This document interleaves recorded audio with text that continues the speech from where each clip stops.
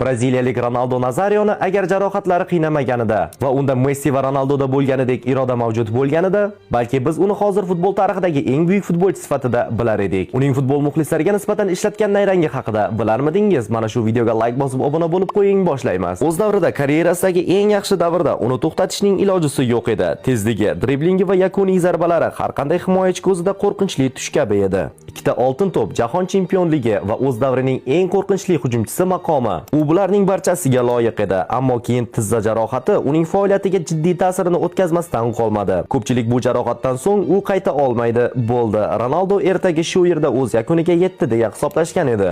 Uning o'zi ham bunga bir qancha vaqt javob qaytara olmadi. Ortiqcha vazn to'pladi va barchasi tugagandek edi. Ammo 2002-yildagi jahon chempionati oldidan uning soch turmagi va aynan o'sha g'alati sochlar bilan u na stil edi, na moda. Cringe'dan boshqa narsa emas edi. Shunda keyinchalik futbolchi tan olgan va hamma uning jarohati haqida tinmay gapirayotgan bir paytda va keyin Ronaldo barcha e'tiborni tizzasidan aynan boshiga o'tkazgan va barcha uning soch turmagini gapirib, jarohatini butkul unutishgan va qaytib gapirmagan. Va bu holat futbolchining ruhiyatiga juda yaxshi ta'sir qilgan va Ronaldo Nazario 2002-yilda Braziliya terma jamoasi bilan jahon chempionati kubogiga ega chiqqan.